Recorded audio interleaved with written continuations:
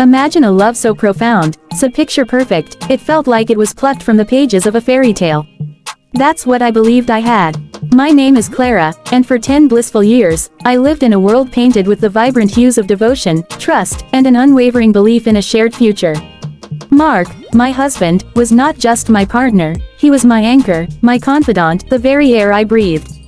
Our home, a cozy haven nestled amongst ancient oak trees, echoed with laughter and the silent promises of a lifetime together. We had built it from the ground up, brick by brick, dream by dream.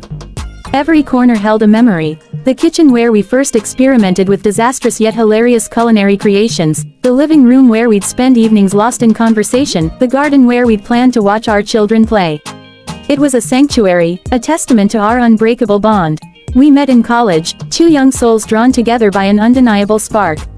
He was charming, witty, with a smile that could melt glaciers and eyes that held an ocean of kindness. Or so I thought. Our courtship was a whirlwind of stolen glances, late-night talks, and the exhilarating rush of discovering a kindred spirit. We graduated, started our careers, and navigated the choppy waters of early adulthood hand in hand.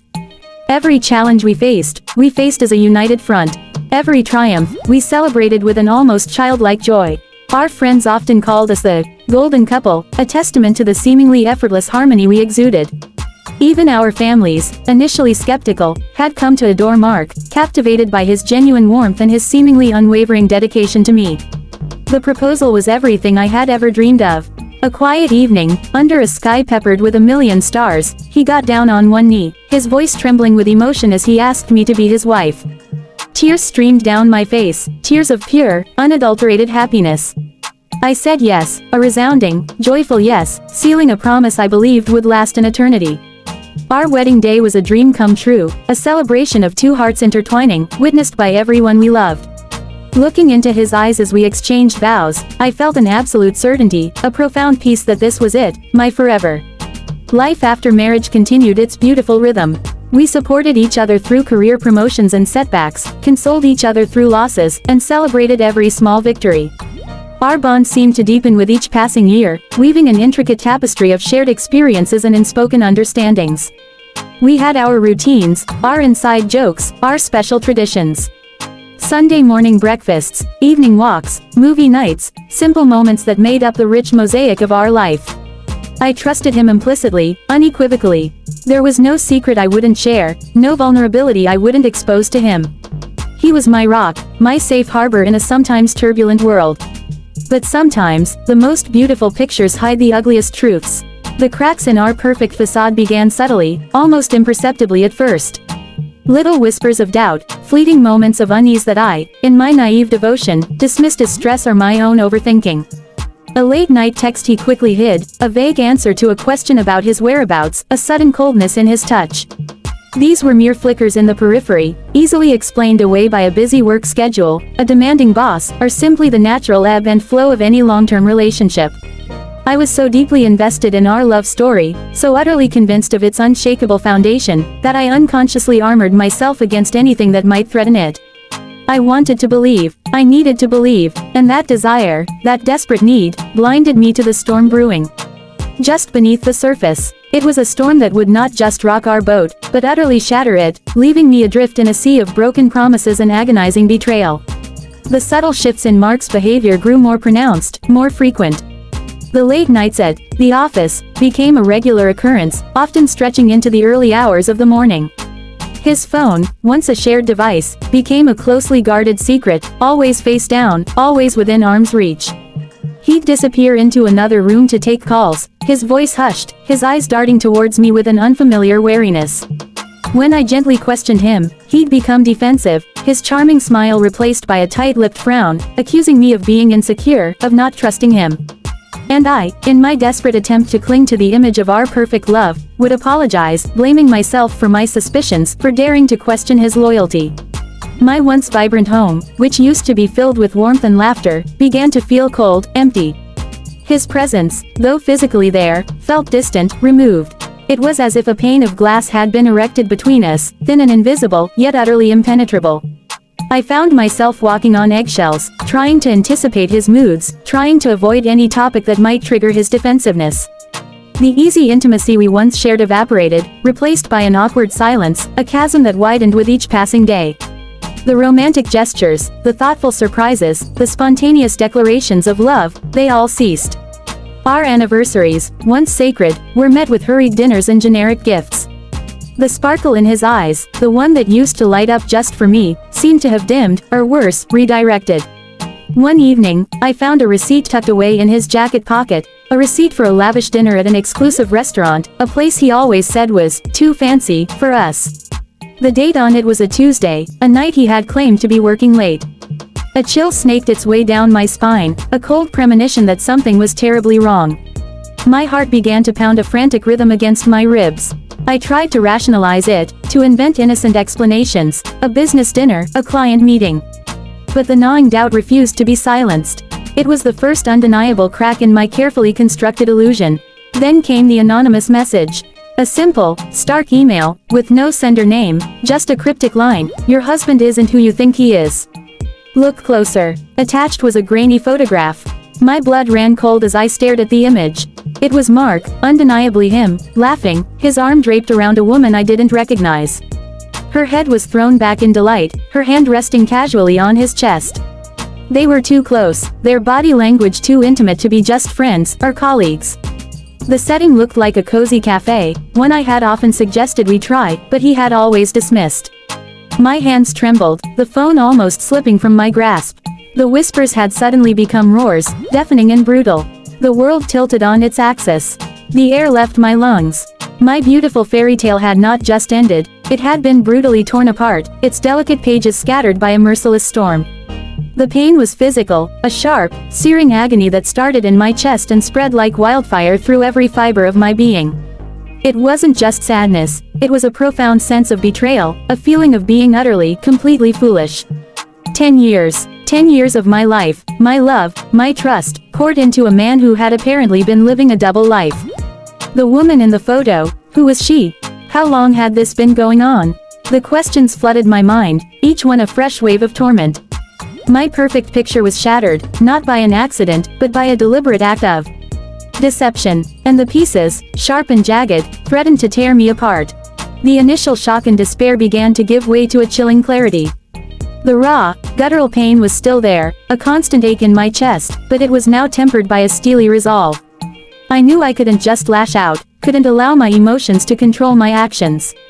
This wasn't just about exposing Mark, it was about reclaiming my power, my narrative, and ensuring that his deception didn't go unpunished. I wasn't interested in a messy, public confrontation filled with shouting and accusations. I wanted a precise, undeniable unveiling of his truth, a moment of reckoning that would leave no room for doubt or denial. My plan began to form, carefully, meticulously, like pieces of a complex puzzle. I started by compiling all the evidence I had gathered, the dinner receipts, the credit card statements, the anonymous photo, and most damning of all, the diary. I meticulously organized it, creating a timeline of his deceit, a comprehensive dossier of his betrayal. Each piece of evidence was a silent accusation, building an unassailable case against him. I also began to save text messages, emails, and any other digital breadcrumbs that further highlighted his duplicity. It was painstaking work, each discovery a fresh wound, but I pushed through, driven by an almost primal need for justice. My next step was to quietly consult with a divorce attorney. I needed to understand my legal rights, to protect myself, and to ensure that I was not emotionally or financially vulnerable. The attorney listened with a somber expression as I laid out the extent of Mark's betrayal, his eyes widening at the sheer audacity of his double life. He advised me on the best course of action, emphasizing the importance of discretion until I was ready to act. He confirmed that the evidence I had gathered was incredibly strong and would be crucial in any proceedings. Knowing I had legal guidance gave me a renewed sense of strength and a clear path forward. While preparing the legal groundwork, I also started to subtly disentangle my life from Mark's. I opened a separate bank account, began redirecting my mail, and started moving some of my personal, irreplaceable belongings to a safe location. It felt like I was preparing for war, a silent, internal battle that no one else knew about. Maintaining a facade of normalcy at home was perhaps the hardest part. Smiling, making small talk, pretending that nothing was amiss, while inside, my heart was a battlefield. But I knew this was crucial. If Mark suspected anything, he might try to hide evidence, to manipulate the situation further. I needed him to be completely unsuspecting, to believe that his carefully constructed world was still perfectly intact. I also began to reach out to a small, trusted circle of friends and family, not to reveal everything yet, but to subtly gauge their perspectives, to build a support system for when the truth finally exploded. I dropped hints, vague concerns about Mark's recent behavior, planting seeds of doubt without revealing the full, devastating reality. It was difficult, painful even, to deceive them, but I knew that when the time came, their understanding and support would be invaluable. My plan was not just about exposing Mark to me, but to expose him to everyone who believed in him, to everyone he had fooled. His unfaithful love would be exposed, and the twist of justice I envisioned would stun all. The stage was being set, not for a quiet separation, but for a dramatic unveiling, a carefully orchestrated revelation that would leave him no escape. The time for silence was over. The pain had solidified into a cold, calculated resolve. My research was complete, my evidence undeniable, and my legal counsel ready. Now, it was time for the masterstroke, the grand unveiling that would expose Mark's unfaithful love not just to me, but to everyone who had been charmed by his deceptive facade. I didn't want a private confrontation, I wanted a public reckoning, a moment that would leave no room for him to twist the narrative, to play the victim, or to deny his elaborate betrayal. I chose the setting carefully, our annual anniversary dinner. Not just any dinner, but the one we traditionally held at his parents' house, surrounded by his family, my family, and our closest mutual friends. It was a gathering where he always shone, where he was celebrated as the loving husband, the dependable son, the loyal friend. It was the perfect stage for his carefully constructed world to spectacularly unravel. I sent out the invitations, confirming the date and time, a date that coincidentally, was also the day Mark had secretly planned a weekend getaway with Sarah, as evidenced by his diary and a confirmed booking I had discreetly found. He would be forced to choose, and his choice would be telling. On the day of the dinner, I arrived early, impeccably dressed, a serene smile plastered on my face. Inside, my heart was a turbulent sea, but I presented an image of calm composure. Mark arrived shortly after, looking slightly flustered, offering a vague excuse about traffic. He glanced at me, a flicker of something unreadable in his eyes, perhaps a hint of guilt, perhaps just annoyance at having to attend our anniversary dinner instead of embarking on his secret rendezvous. He greeted everyone with his usual charm, completely oblivious to the impending storm. As dinner progressed, the atmosphere was festive, filled with laughter and nostalgic stories. Mark, ever the charismatic host, regaled everyone with anecdotes about our 10 beautiful years. Each word was a dagger to my heart, but I maintained my composure, waiting for the opportune moment. When it came time for the traditional anniversary toast, Mark raised his glass, his eyes meeting mine, a practiced smile on his lips. To Clara, he began, my beautiful wife, my rock, my everything. 10 years, and I wouldn't change a single moment. The words, once so meaningful, now tasted like ash. As he lowered his glass, I gently cleared my throat, picking up my own glass. Thank you, Mark, I said, my voice steady, betraying none of the tremor in my soul. And to us, to 10 years of learning. And to the truth. A ripple of quiet confusion passed through the room. Mark's smile faltered, a flicker of unease crossing his face. I continued, my gaze sweeping across the faces of our loved ones. For the past 10 years, I believed I knew everything about the man I married. But it turns out, there was a lot I didn't know. Then, with a deliberate motion, I reached into my clutch bag and pulled out a sleek, black tablet. I had carefully prepared a presentation, a digital folder containing all my evidence. You see, I continued, my voice gaining strength, Mark has been living a rather expansive life. One that includes not just me, but also a wonderful woman named Sarah. I pressed a button, and the screen flashed to life, projecting the grainy photo of Mark and Sarah at the cafe onto the large TV screen in the living room, which had been set up for family photos. A collective gasp filled the room. Mark's face went white, his eyes wide with a mixture of shock and dawning horror. The room fell silent, the cheerful atmosphere replaced by a heavy, suffocating stillness. The unfaithful love was finally exposed, and the twist of justice had just begun to stun all. The silence that followed my revelation was deafening, punctuated only by the rapid thumping of my own heart. All eyes were on Mark, who sat frozen, his face a mask of utter disbelief and mounting panic. His carefully constructed world had just imploded, live and in public. I didn't need to say another word. The image on the screen, that undeniable proof of his deception, spoke volumes. Then, the whispers began, growing louder, more urgent, as people started to process what they were seeing. His parents looked devastated, their faces etched with shock and shame. My family, initially confused, quickly grasped the gravity of the situation, their expressions shifting from concern to furious indignation. Friends, who had always admired Mark, now looked at him with a mixture of pity and disgust. Mark finally found his voice, a strangled, desperate sound.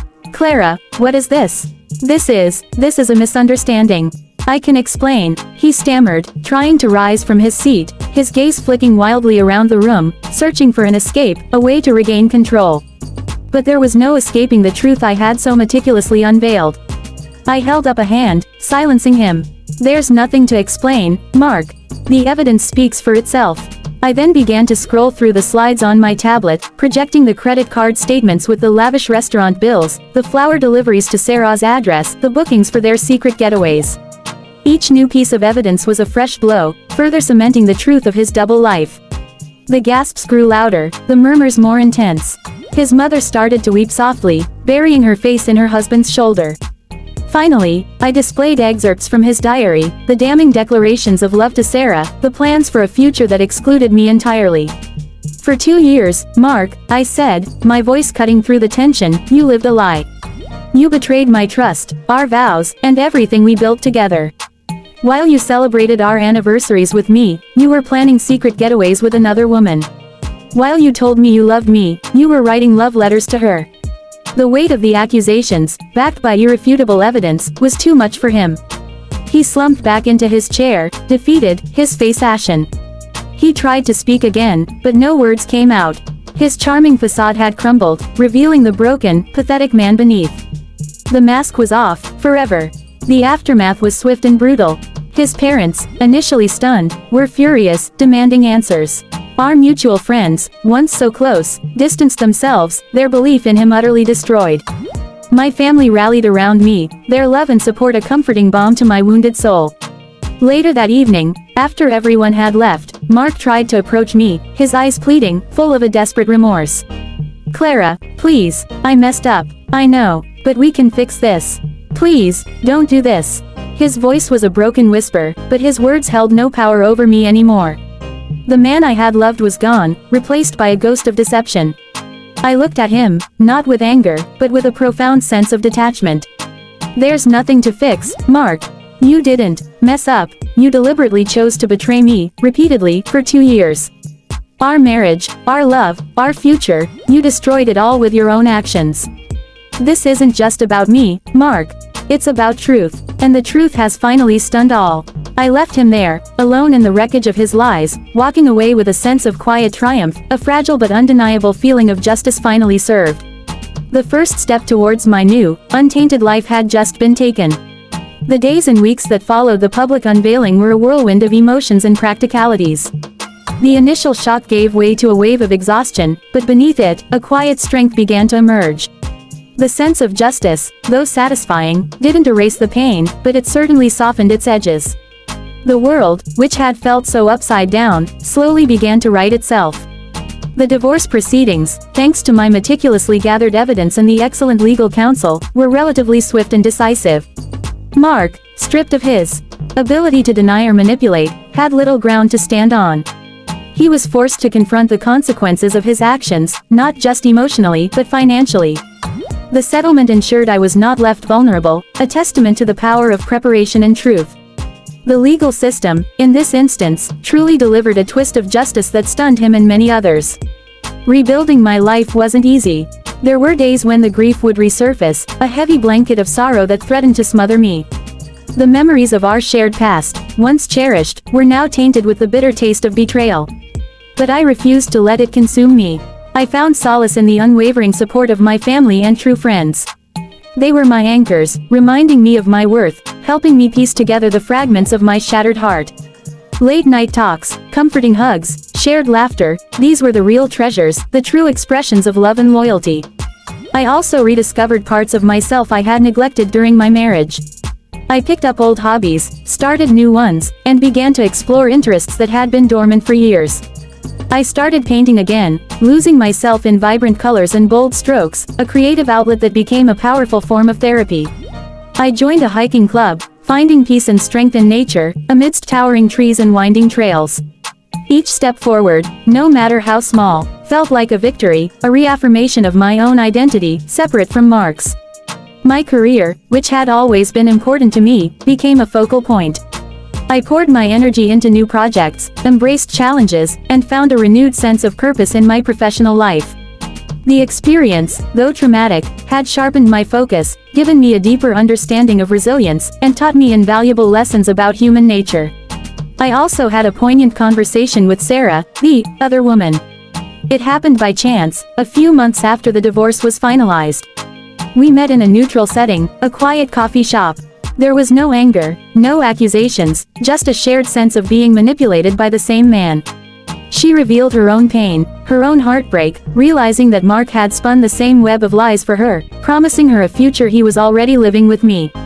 We found a strange solidarity in our shared experience, two women who had been unknowingly pitted against each other by one man's deceit.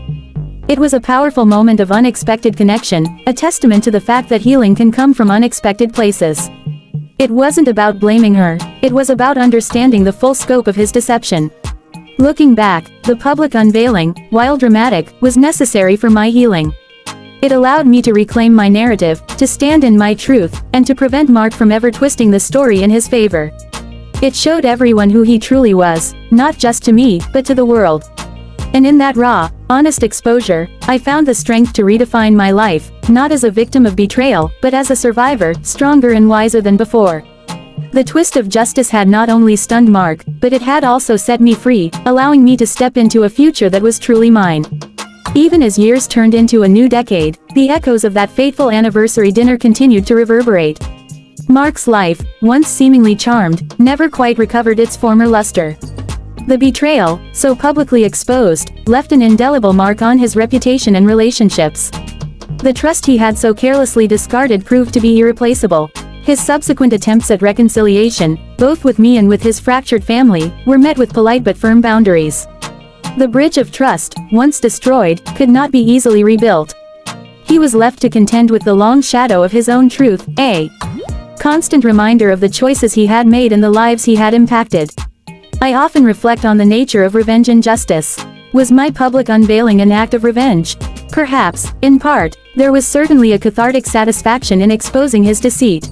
But more profoundly, it was an act of justice, a declaration that silence would not be an option, that his actions would not be swept under the rug.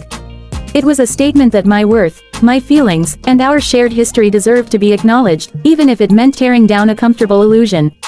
The justice I sought wasn't about inflicting pain for the sake of it, but about bringing truth to light and ensuring that the consequences of betrayal were faced. The lessons learned from this experience were invaluable, shaping me into the person I am today. I learned the critical importance of self-trust, of listening to those nagging intuitions, even when they challenge a comfortable narrative. I learned that true love isn't about blind devotion, but about mutual respect, honesty, and an unwavering commitment to integrity. I learned that forgiveness, when it comes, is a gift you give yourself, not necessarily the person who wronged you. It's about releasing the bitterness and choosing to move forward, to free your own heart from the chains of resentment. My perspective on relationships, on trust, on the very fabric of human connection, deepened immensely. I became more discerning, more aware of red flags, but also more appreciative of genuine kindness and loyalty. I understood that true strength lies not in avoiding pain, but in confronting it, processing it, and emerging from it with a renewed sense of purpose and resilience. The twist of justice wasn't just about Mark facing consequences, it was about my transformation. It was about discovering that the deepest revenge is living well, living authentically, and choosing joy despite the hurt. It's about finding a love that is true, a life that is fulfilling, and a peace that is unshakable. It's about becoming the person you were always meant to be, unburdened by someone else's lies. And what of Sarah? We remained in occasional contact, a unique bond forged in shared deception. She, too, found her own path to healing, her own strength in moving away from Mark's manipulative grasp. Our connection was a quiet affirmation that even in the wreckage of betrayal, unexpected understanding and even a strange form of camaraderie can arise. It taught me that sometimes, the other woman is as much a victim as the one betrayed. Ultimately, my journey became a narrative of empowerment. It was a story of a woman who refused to be silenced, who found her voice in the face of profound hurt, and who orchestrated her own path to justice. The unfaithful love was indeed exposed, not just for the spectacle of it, but for the profound personal transformation it ignited within me. The echoes of that truth served as a constant reminder that while the past can shape us, it does not have to define our future. We have the power to write our own next chapters, choosing light over shadow, truth over illusion, and ultimately, self-love over lingering resentment. As I sit here today, years removed from the searing pain of that betrayal, a profound sense of peace settles over me. The girl who believed in fairy tales, whose world was shattered by a man's deceit, has evolved into a woman grounded in truth, resilient in spirit, and deeply appreciative of genuine connection.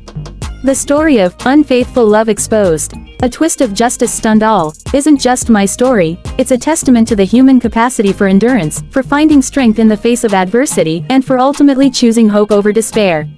Life continues to present its challenges, as it always does, but I face them with a different perspective. I've learned that trust is earned through consistent action, not just whispered words. I've learned that self-worth is an internal flame that no one else can extinguish unless you allow them to. And I've learned that true love, in all its forms, romantic, platonic, familial, and especially self-love, is built on a foundation of honesty, respect, and unwavering integrity. Anything less is merely an illusion, destined to crumble. To anyone who has faced betrayal, who feels lost in the wreckage of broken promises, I offer this: your pain is valid, but it does not have to be your permanent state. Allow yourself to grieve, to feel the anger, the sadness, the shock. But then, gather your strength, piece by piece. Seek out your truth, whatever that may be, and don't be afraid to expose it. Because in that exposure, in that moment of standing firm in your truth, you reclaim your power. You may not always get the revenge you envision, but you can certainly achieve justice, a justice that liberates you, that allows you to heal, and that empowers you to build a future free from the shadows of the past. The twist of justice I experienced wasn't just about Mark facing consequences, it was about my transformation. It was about discovering that the deepest revenge is living well, living authentically, and choosing joy despite the hurt. It's about finding a love that is true, a life that is fulfilling, and a peace that is unshakable. It's about becoming the person you were always meant to be, unburdened by someone else's lies. So, let this be a reminder that even when the unfaithful love is exposed, and the truth stuns all, there is always a path forward. There is always hope for new beginnings, for stronger connections, and for a life redefined by your own courage and resilience. Your story doesn't end with betrayal, it begins anew with the power of your own truth. Choose to write a chapter filled with justice, healing, and enduring hope. For in the end, your peace, your integrity, and your capacity to love again, those are the most powerful victories of all. Thank you for listening.